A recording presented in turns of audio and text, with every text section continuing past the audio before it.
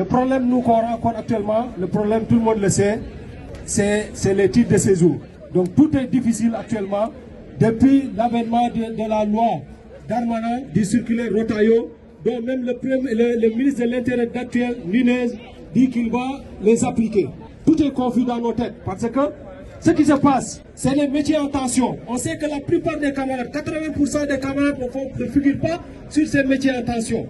De deux, le renouvellement de titre de séjour de la loi du 2021 sur l'autorisation de travail, tout est confus. Là même, je vois des camarades qui avaient des cartes de titre de séjour de 4 ans qui se font rétrograder d'une carte de 1 an parce qu'ils étaient en intérim dans certaines préfectures. Donc tout est confus dans nos têtes, on ne sait pas où aller.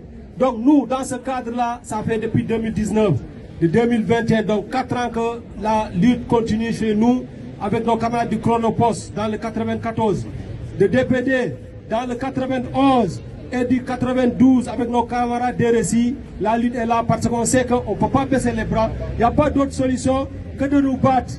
On bosse ici, on vit ici, on va rester ici. Je vous remercie. Nous sommes là, une journée sans nous. Alors, on va lutter, on va montrer à l'État ce qui notre droit, ils vont nous donner. On avait droit dans ce pays-là. Nous sommes les travailleurs et les travailleuses. Nous travaillons pendant le Covid. Quand on voit dans les rues pendant le Covid, c'est qui travaille dans la rue? C'est nous les immigrés.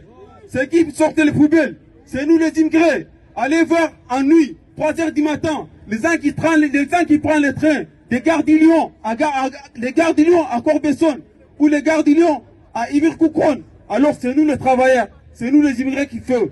Alors on dit, la lutte continue, on dit ensemble les camarades, les jeunes de la galère, les vieux de la misère, les travailleurs précaires, et c'était là. Vous savez, les camarades, depuis janvier 2024, il n'y a plus de régularisation. Tous les préfectifs sont fermés à des collectifs, à des associations qui reçoivent pour aider les migrants dans leur démarche. Tous les préfectifs sont fermés. Ils ne donnent plus les cartes. On nous donne des conditions qu'on ne peut plus remplir. Quand on sort dans la ville, dans la rue, les travaux des bâtiments, à l'intérieur pour nettoyer, pour remplir les rayons, pour pouvoir travailler dans les grands sentiers, c'est nous les immigrés qui font tout. Mais malgré tout ça, on nous prive de nos droits.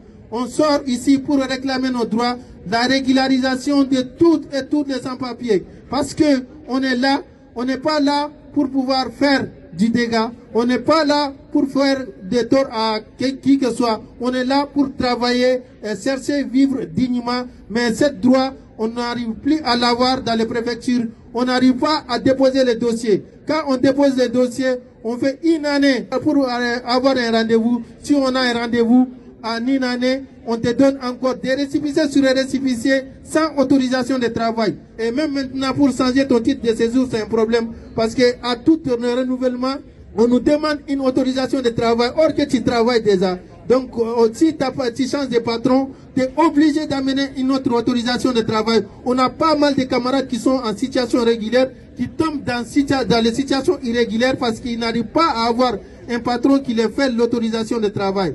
Parce que chacun de nous sait ce qui se passe aujourd'hui dans le monde entier. L'immigration est devenue quelque chose qu'on n'arrive plus à se comprendre. C'est pour montrer à l'État que c'est nous les travailleurs et travailleuses. Ils ont droit de dire ce qu'ils veulent. Mais c'est nous les ouvriers et ouvrières. C'est nous qui travaillons matin, midi et soir. Aucun député, aucun ministre ne peut faire le ménage chez lui ou dans son bureau. C'est nous les étrangers. Que ce soit les femmes et les hommes qui font le ménage. Que ce soit les femmes et les hommes qui travaillent dans les hôtels. Que ce soit les hommes qui travaillent dans les sentiers, qui font l'amiante. Que ce soit les hommes et les femmes qui travaillent dans les restaurants. Tout le monde sait que les femmes et les hommes qui donnent l'éducation à nos enfants, les femmes et les hommes qui font l'aide à domicile dans les EHPAD, qui sait, c'est nous qui font ça. Il n'y a aucune machine qui peut faire ce travail. Nous avons des petits bras musclés. C'est avec ça que nous faisons tout.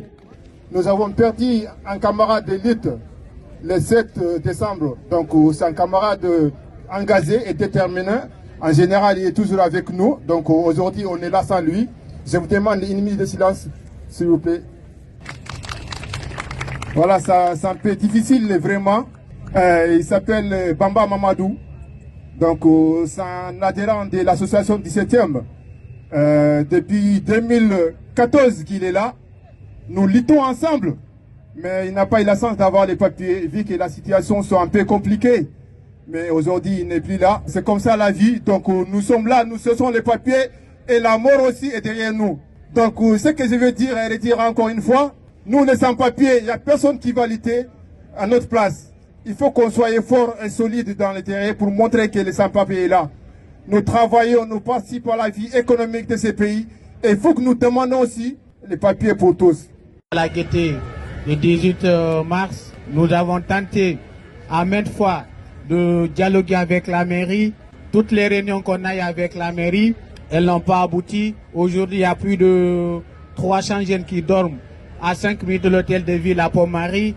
Il y a beaucoup de jeunes aujourd'hui qui partent à l'école, qui dorment dehors, qui n'ont pas une carte Navigo, qui n'ont pas accès à la cantine.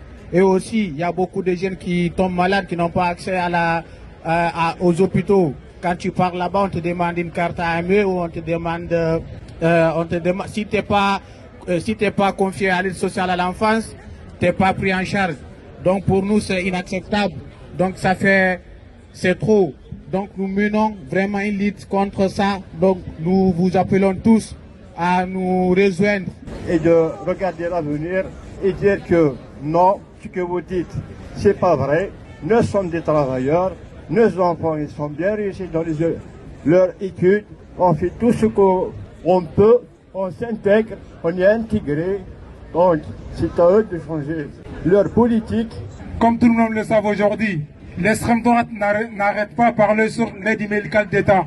L'aide médicale d'État aujourd'hui, les personnes qui n'ont pas les papiers, ceux qui doivent bénéficier, c'est l'aide médicale d'État pour pouvoir se soigner. Mais en même temps, la majorité de ces personnes, 96% des 700 papiers, ils travaillent, ils cotisent, ils payent des impôts. Mais il y a beaucoup d'entre eux qui n'ont pas encore bénéficié de l'aide médicale d'État. Par exemple, un sans-papier qui travaille plus de 10 ans ici en France, quand la sécurité sociale voit son revenu, ils coupent leur aide médicale d'État. Ils n'ont aucun droit encore pour pouvoir se soigner. Ces personnes, ils doivent avoir une carte vitale pour se soigner. Ils cotisent, mais ils n'ont pas accès aux soins. Mais ils travaillent toujours pour cotiser. Après, l'extrême droite dit qu'on est venu pour profiter du système, de la système. C'est le système qui profite des sans-papiers. Voilà, parce que les sans-papiers, ils travaillent, ils cotisent, ils payent des impôts. C'est le système qui profite de eux. En même temps, ils nous parlent encore d'Okitef, Okitef. Ils ne savent pas comment ces gens-là, ils ont eu l'Okitef. Est-ce qu'ils ont commis un crime? Non. Est-ce que c'est des criminels?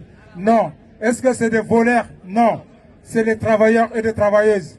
Par exemple, quand tu pars au travail, si tu tombes sur un contrôle de la police, on va t'amener dans un commissariat, on va te donner nos OKITEF, IRTF. Un sans-papier qui fait son demande de la régularisation, en cas de refus à la préfecture, on te donne automatiquement une obligation de quitter le territoire ou IRTF. C'est ça l'OKITEF. 96% de OKITEF, ça n'a rien à voir avec la délinquance. Comme les détracteurs ils disent que telle personne a une OKITEF, pourquoi on ne l'explique pas? La personne, il n'a rien fait. Il n'a rien fait. C'est un innocent qu'on lui donne une OKITEF. D'après Gérard Darmanin, il dit gentil avec les gentils, méchant avec les méchants. Mais c'est le contraire. C'est les gentils avec les méchants, méchants avec les gentils. Les gentils, c'est qui? Les travailleurs sans papier. Quand on entend la France qui se lève tôt, c'est qui? C'est les travailleurs sans papier qui remplissent les métros de heure. Quand tu te réveilles à 4h, à 5h du matin, c'est eux. Mais aujourd'hui, ces personnes, leurs droits de la régularisation sont piétinés. Tout le monde a vu la circulaire Rotaillot, une circulaire raciste et fasciste, discriminatoire. Donc, on dit égaux, égal, personne n'est illégal.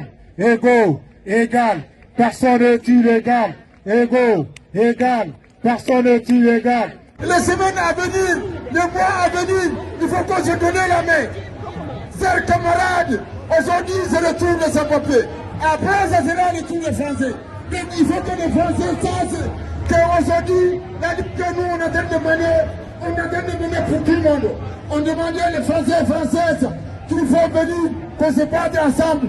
Et chers camarades, merci beaucoup. La manifestation va commencer.